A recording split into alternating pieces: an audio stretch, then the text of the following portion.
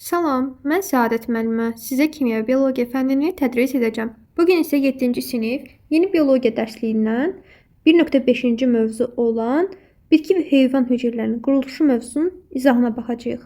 Tapşırıq izahına baxacağıq. Elə isə keçid edək tapşırıqlara. Deməli, müzakirə edin. Təsəvvür edin ki, hüceyrə böyük bir şəhərdir. Hüceyrə orqanellərini yerinə yetirdikləri funksiyalara görə şəhərin hansı strukturları ilə müqayisə etmək olar? Mən sizə cədvəl formasında təqdim edirəm. O daha maraqlı olsun deyə uşaqlar. Nüvə yazdım, mitoxondri yazdım, ribosom, sitoplazma. Nüvəni şəhərin meri kimi ya da bələdiyyə binası kimi təsəvvür etsək, bu funksiyası nədən ibarətdir? İdarə etmə mərkəzidir. Genetik məlumatları saxlayır, irsi məlumatları saxlayır.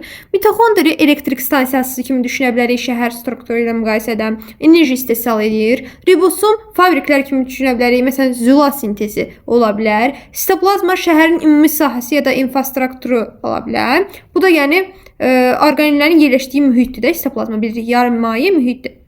Belə, deməli, birinci sual, şəkildə təsvir olunan bitki hissələrinin hüceyrə quruluşu göstərilib, hüceyrəvi quruluşu göstərilib. Mikroskop altında müşahidə olunan hüceyrələr arasında oxşar və fərqli nədir? Sizin fikrinizcə bu nə ilə əlaqədar ola bilər? Oxşar və fərqli nədir? Ümumiyyətlə, gəlin baxaq burada nələr var. Baxın, deməli, baxın, burada bir dənə nüvəsi var. Yazırıq bura nüvə. Sonra burada vakualları var, bu boşluqlar. Vakual. Sonra burada xromoplastlar var. Xromoplastlar var. Sonra keçid edirik bura.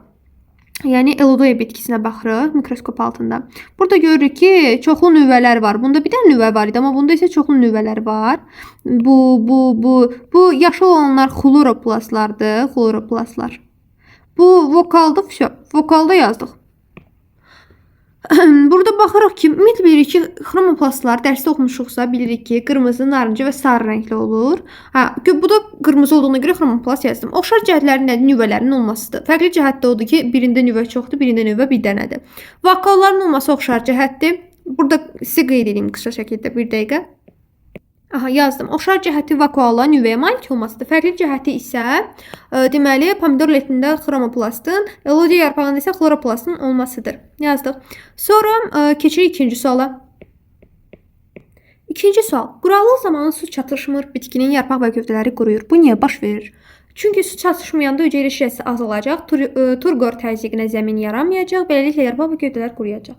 Keçək üçüncü suala. Mən sizə hamısını niyə dayandırıram videonu yazılı şəkildə qeyd edirəm? Çünki həm görmək, həm də eşitmək yaddaşı daha da gücləndirir. Bilin ki, görmək yaddaşı və eşitmək yaddaşı birlikdə varsa, məlumat daha tez qavranılır. Eləsə keçilərək üçüncü sualı qeyd edeyim həm də. Üçüncü sual. Nə üçün əriyin yetişməmiş meyvəsi sərt və turş, ancaq yetişəndə isə yumşaq və şirin olur? Səbəbi yetişməmiş ərikdə şəkərin miqdarı az, turşların miqdarı çox olur. Hüceyrə divarı da beləliklə sərt olur. Ümumiyyətlə, əlavə məlumat olaraq deyim ki, bunlarda pektin olur. Pektin də elə bil ki, hüceyrə divarı sərt olur. Ona görə bu yetişməyəndə olur. Yetişdikcə pektin parçalanır deyə bu yumşalır. Ümumiyyətlə, amma sizin səviyyənizdə, yəni 7-ci sinif təhsili səviyyəsində desək, mən yazdığım kimi oxuyun bir də. Yetişməmiş ərikdə şəkərin miqdarı az, turşuların miqdarı çox olur, hüceyrə divarı isə sərt. Ona görə sərt və turş olurlar. Yetişəndə isə turşular azalacaq, şəkərin miqdarı artacaq, bu sayədə də yumşaq və şirin olacaqlar. Bu qədər sadə. Bugünlük dərsimiz bura qədər.